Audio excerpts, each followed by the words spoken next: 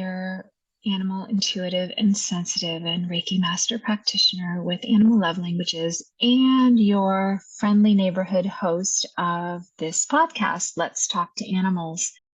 Today, for episode 4 of season 4 of our show, I'm taking a little detour. If you've been keeping up with the first few episodes of this season, which is slightly different than the 3 seasons that preceded it, and that I'm kind of stepping out from behind my little hostess badge, doing a lot of listening, doing a lot of learning.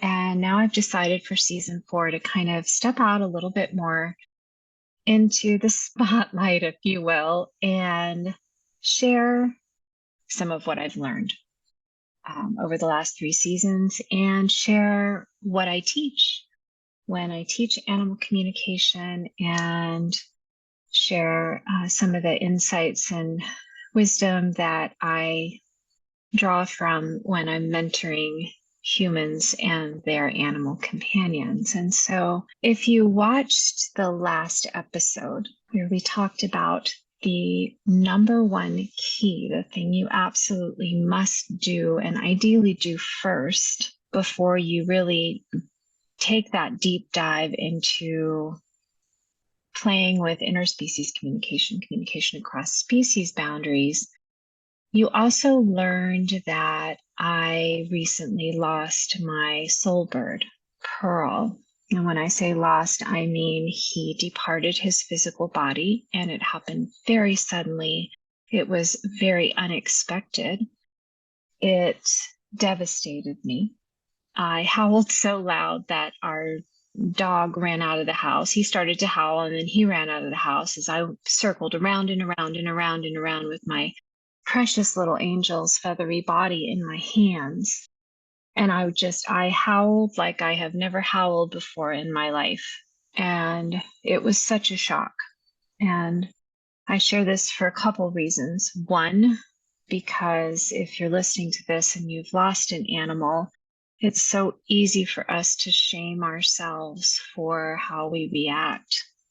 And I certainly have had a couple of go-rounds with that myself. Oh, Shannon, you're an animal communicator. You're a Reiki master. You're 52. You're this, you're that. Surely you would have, been able to muster up at least a tidbit, a morsel of Zen calm. No, there was none of that to be found.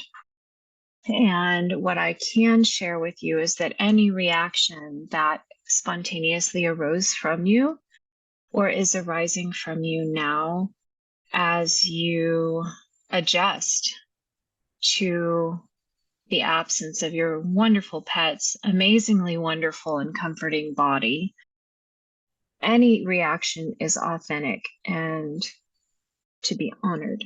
It's what your body, it's what your mind, it's what your emotion, what your heart, what your soul, what your spirit needs to do to survive that moment.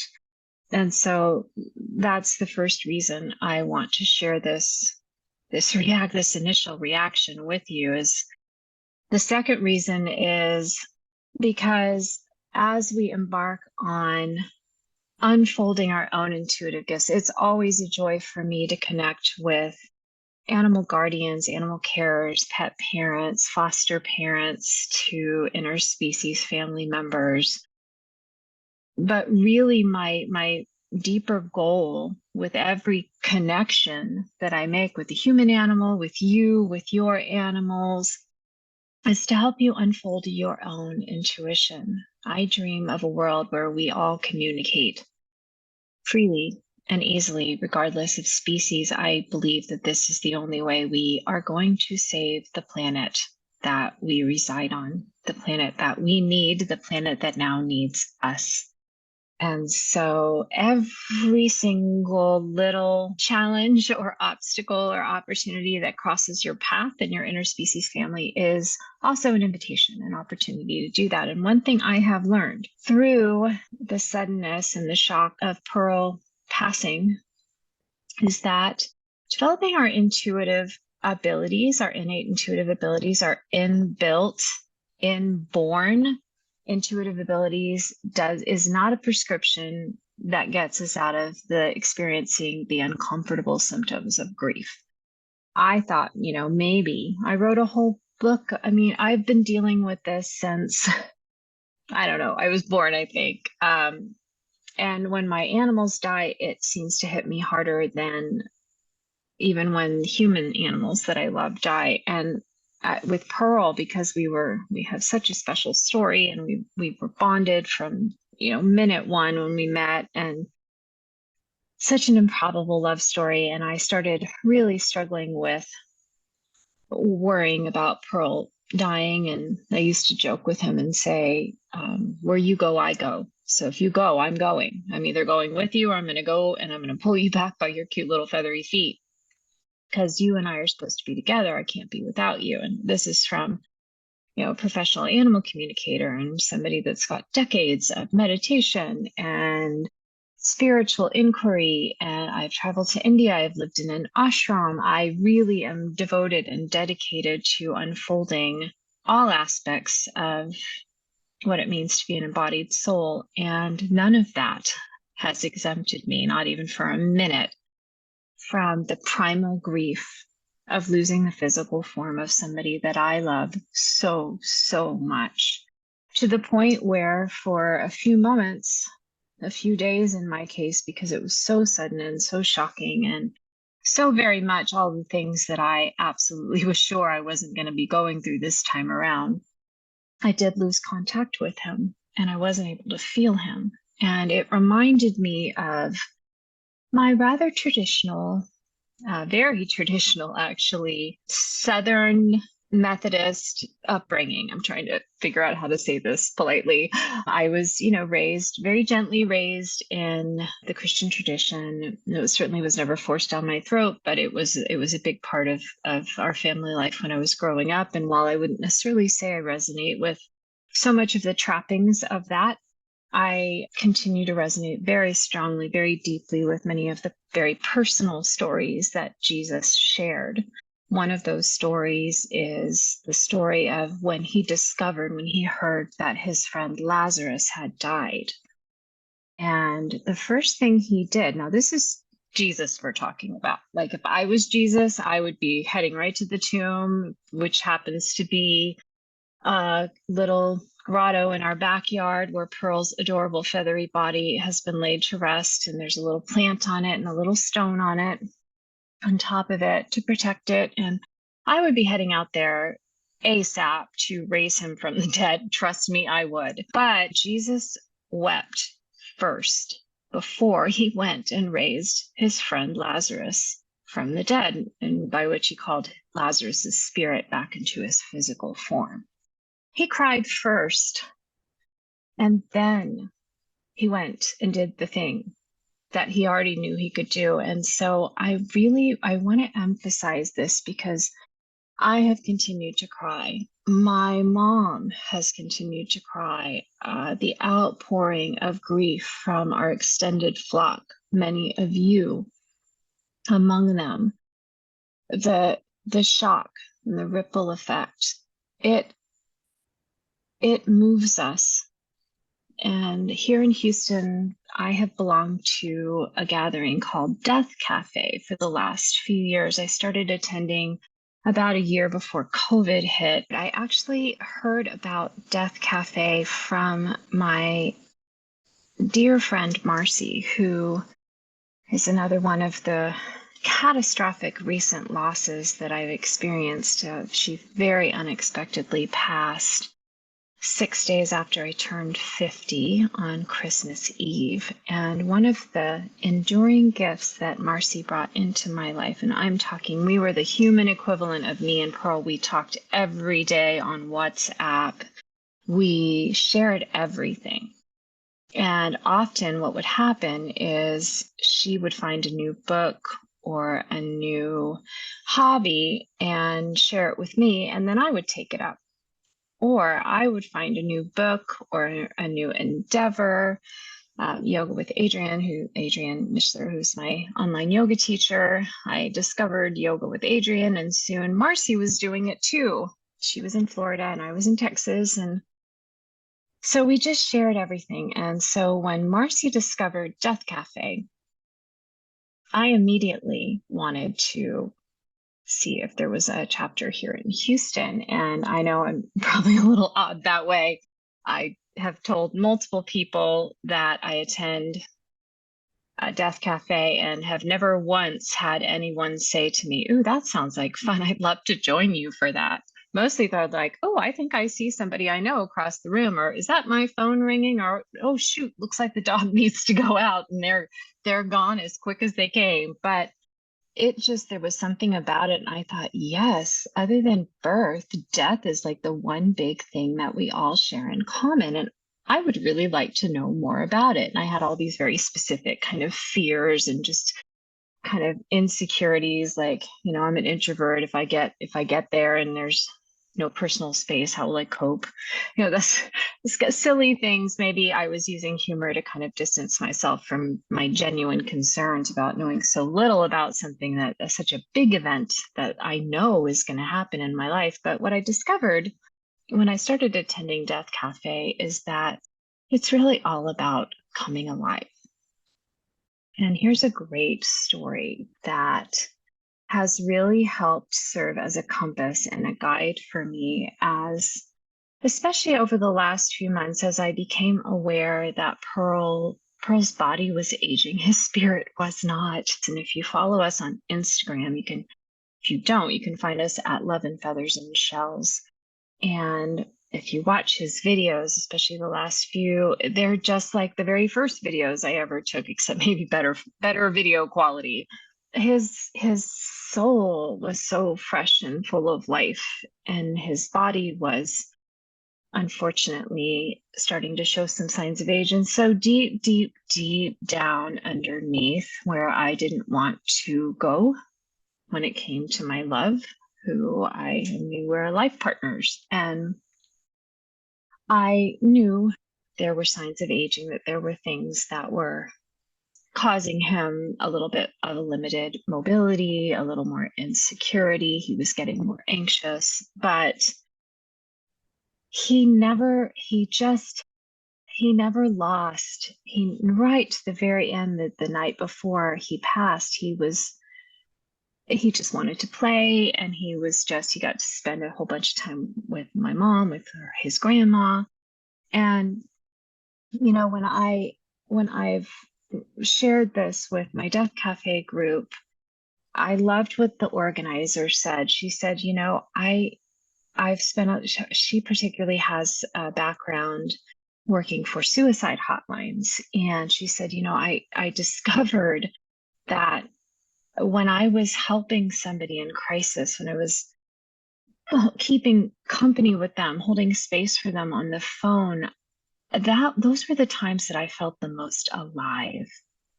And the truth is that over the last few months, especially, I have been making, without really realizing it, without really tuning into the deeper intuition that was probably trying to give me a little bit of a heads up, I had begun making much more of a practice of simply being present for Pearl, for Multi, for Io, my baby box turtle, for Flash, for the human animals I love in my life, to try to just, when I'm with them, to be present with them in each moment. And because I realized that these were the moments, the only moments in my life that I was going to miss when they were gone. These are the only moments in my life that really matter. These are the moments I wake up for. And each morning, every morning, reminds me of a movie that I love. It's really old school now, called Contact, with Jodie Foster and Matthew McConaughey. And in the movie, it's a little bit of a spoiler, so forgive me, but it's still so well worth watching. In the movie, near the end, Jodie Foster's sharing some insights she's learned from a journey she's taken, and she's saying, one of the things that I learned is that the only thing that makes the rest of this life bearable is each other. And I paraphrase a little bit. She probably said it more elegantly than I did, but I think about that a lot. So I really, if Pearl wanted to play, I would stop everything and I would play with him. And probably the biggest thing I've beaten myself up for is since he passed out of his physical form, is I've beaten myself up for not being as present that last day because I had stuff to do. I actually went to Death Cafe that day, and then I went thrifting, and I went and did some errands. And looking back, I realized that gave Pearl a good chunk of time to spend with my mom as well, and that was meaningful for him and for her. And I'm glad that they had that time. But I beat myself up because he wanted to play, he wanted to drop his sparkly parrot so I could pick it up, and I was rushing. And so it's like, we just did. The more I just share that with you, number one, because if you've gone through any of those moments, I feel really sad when I'm saying it, even if you've gone through those moments where you just find that you're just kind of relentlessly unkind to yourself. It happens. It happens. Try not to get stuck there. When I get stuck in those moments, I shift my perspective and I reach out on the inside, just like that In Your Eyes song. It's another one, the Say Anything movie. Talk about old school. Totally worth watching with John Cusack, and he's, the movie In Your Eyes, and I reach out from the inside. That's the act of reaching out when there's no longer a physical form to connect with. We reach out on the inside, spirit to spirit, and I reach out on the inside, and Pearl shifts my perspective. And he says it worked out perfectly. There are some good pet grief support groups going now. I have a few colleagues that run grief support groups for pets. You can learn more about that on other episodes of the podcast. I think most of those episodes, there was one last season, and there have been a couple in seasons 1 and 2. And you can scroll back through and hopefully enjoy those episodes as well. But truthfully, most of the real work, and by that I mean growth, is an inside job, and it happens in those moments when we're not in a group. The value of going to a group, of being part of a group, is holding space for others who are grieving, allowing them to hold space for you, and then retaining the memory of the courage of your group members as you walk out again into the world without the one that you love. And you can think to yourself, if they can get through this and keep showing up for themselves, keep showing up for their life, keep showing up for me as I grieve, then I can get through this too, and I can keep showing up for myself, life, and for them. So that is the primal value of participating in some kind of grief support experience. But I truly believe that we still don't talk about pet grief nearly enough, because this is the most tender grief. This is the grief that hits us in our heart of hearts, in our soul of souls, because there's usually very little, if any, other stuff in between it. There's no ifs, ands, or buts. We loved, we were loved. And that can feel like getting your drug supply suddenly cut off, and that drug is very addicting. Well, an experience like Death Cafe is not intended to be a grief support group. It's also not a death planning group, whether for pet death or for human death. In fact, I've written, there's a few blog posts recently where right the day before Pearl died, I posted a blog about pet death planning. So you can find that at animallovelanguages.com. And there's also a recent blog post that lists a whole bunch of grief support resources for pets at the same place. Just /blog will get you there. And I hope that will be helpful to you. But what Death Cafe has really given to me is a safe space to simply be present as a grieving human who is still all in to experience her life. And it's also given me a place to connect with others who perceive a difference. And I'm not going to say perceive the difference, because for some folks there is no difference, and I respect that. I'm certainly not the authority on what is factually true or what is possible or impossible in the subtle realms. But for me, it's given me a place to connect with others who perceive a difference between an embodied soul, and a soul that has departed their physical form. Let me explain what I mean by that. I know this can be kind of overwhelming, so if you need to pause the video or the audio podcast and come back to it, if you've had enough, I completely understand.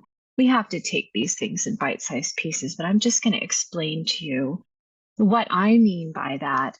And maybe it will help you connect some threads or some dots, if you will. It's maybe a better analogy in your own life with animal companions you've kept company with over the years. My pearl first came to me when I was 7, and he was a green and yellow parakeet named Perky. And I had spent the whole of my 6th year of life begging, pleading with my parents for a parrot. I wanted a parrot. I wanted a parrot the way my brother wanted a dog. I had fallen in love with birds. I write a lot more about that in our memoir of Life Together, Love and Feathers, What a Palm-Sized Parrot Has Taught Me About Life, Love, and Healthy Self-Esteem. And I wrote that when he was 15. Or actually, I started it when he was 11, and I finished it, I think, when he was 15. So it was quite a lie. I'm not a quick author. It takes me a long time usually to write the books that I write. But I had fallen in love with birds, and I just wanted a parrot in the worst way. And it took a year, but I was very persistent. And on my 7th birthday, we showed up at this private home, and I had no idea why we were there. And we walked in, and this woman I'd never seen before had a little green and yellow parakeet on her finger, and she handed him to me, and she said, "He's yours." And I was over the moon. I just can't even begin to tell you. And we were best friends from that point on. All of my if you've seen the movie Rio with the blue parrot, the blue macaw, and his human, you have a pretty good idea of what our life was like. We went everywhere together. We did everything together. If it was my birthday, it was Perky's birthday. He lived for 11 years. He passed while I was away at college. And Perky next came back to me as Jacob. Jacob was my first cockatiel. He came to me after I had been through college, had been working for a time, and keep in mind, I had turtles during this time. I had other parakeets, Polly and Wendell and Baby were also in my life and very special, but Perky was my soul bird. And I went through a period of time where I was doing a lot of recovery work, and I was traveling around the world, and I went to the ashram, and I went to Israel, and I did all kinds of different things. I went to Costa Rica and Croatia and Bosnia, and I went to Bulgaria, and I was creating music and founded a charity called Mentor Connect, and my resume is a disaster zone. But finally, I came back home to Houston and got a job and decided I was going to get another parrot. That's what I really, really wanted, to keep company with a parrot again. In fact, I changed all of my plans so that I could keep company with a parrot again, because that's what I really, really wanted. And I selected Jacob at a local parrots only store here in Houston that specialized in hand-raised baby parrots. And Jacob was a cockatiel. And he was just my everything, and I was his everything. I would rush home from work, and I wrote about this also in Love and Feathers, and be with him. And he was just the light of my life. Well, 3 years into it, 2 years into it, Jacob started getting really, really sick. And I spent that whole last year of his life rushing him to the vet. I had no idea what was wrong. Parrot medicine was not what it is today at that time. And come to find out, he had a congenital kidney failure. And when he died, it was the same exact scenario. I had a little more warning, but I was a lot less aware at that time in my life. And I woke up in the morning and found him and howled. It was the only other time in my life I have howled like that. I was inconsolable, and I absolutely, simply, and utterly refused. I said, I'm never going to do that again. And I've talked with some of you, my human clients, who also feel this way. I'm never going to do that again, ever. I can't do it again. That's how I felt. Luckily, my mom and dad felt differently. And it's a long story. It's a wonderful story how Pearl and I met, but I always found it curious that I could never feel Perky and Jacob around me, even after I started learning and honing my innate inborn abilities to communicate with animals. I never could feel, I could feel other animals that I'd kept company with, but not Perky and Jacob, and they were my soul birds. And one day I was talking with Pearl, and he just very calmly says, "You do know I was Jacob, right? And Perky." And I said to him, you could have told me a little earlier.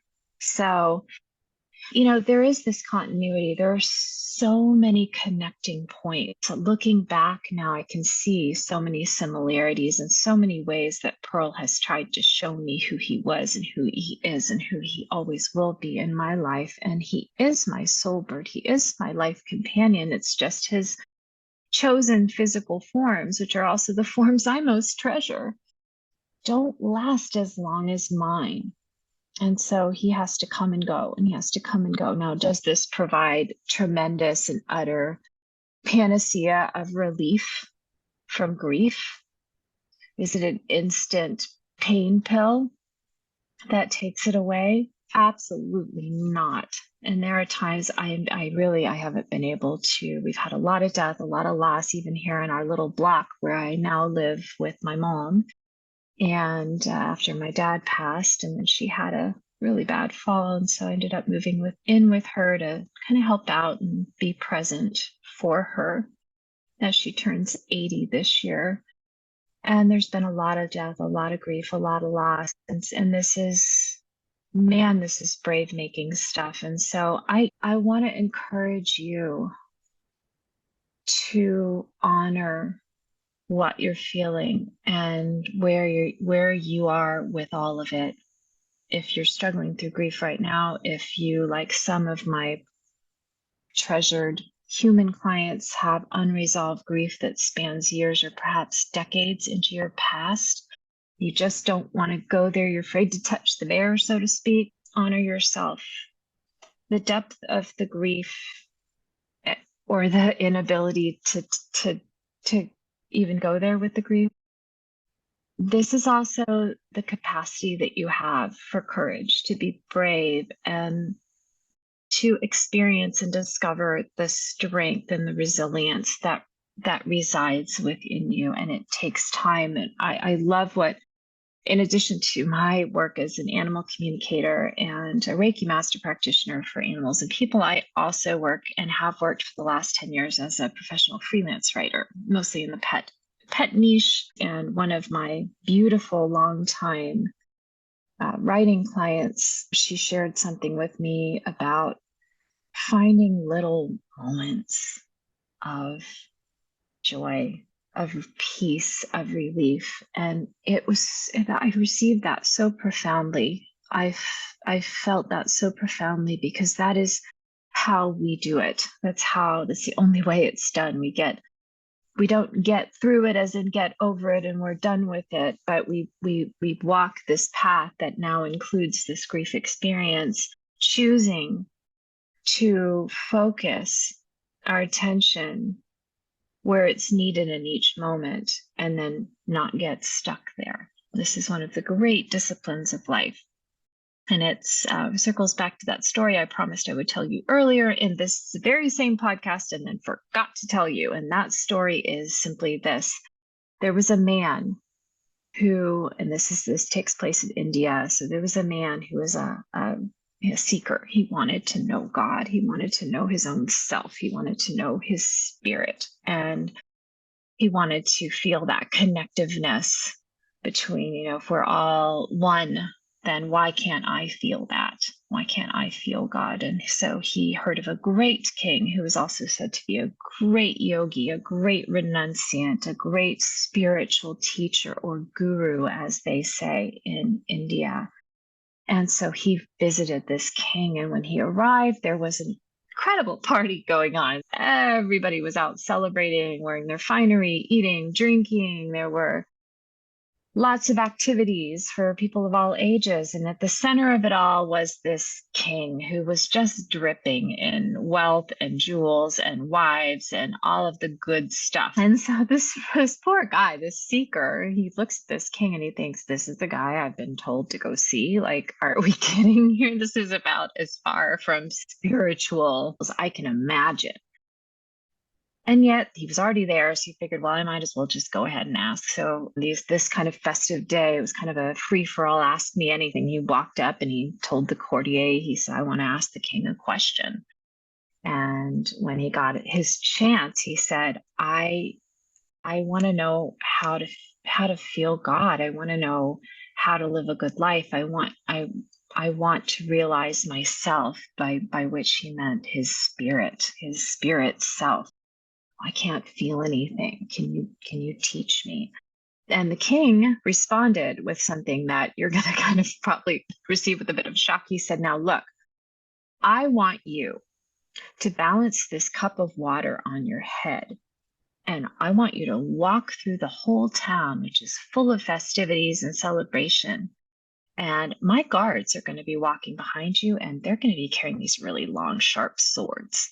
And if a single drop of water spills out of that cup while you're walking through the village, I'm going to tell them to cut your head off. Well, this guy was stuck now. He put himself in the hot seat, and the only thing for it was to try very hard not to spill the water out of the cup. So he took a deep breath, put the cup on top of his head, and started walking. And he managed to get all the way to the other end of the village without spilling a drop of water. And he went back to the king and he said, now, what the heck was that for?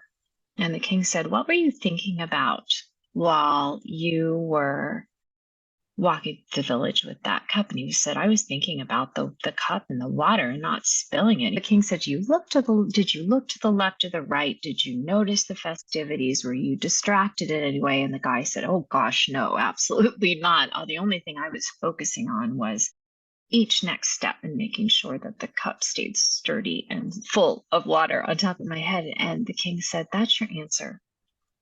Focus on each moment. Focus on the spirit in each moment. Focus on who you are in each moment. Don't look to the left. Don't look to the right. Don't allow your attention to be pulled here, there, and everywhere.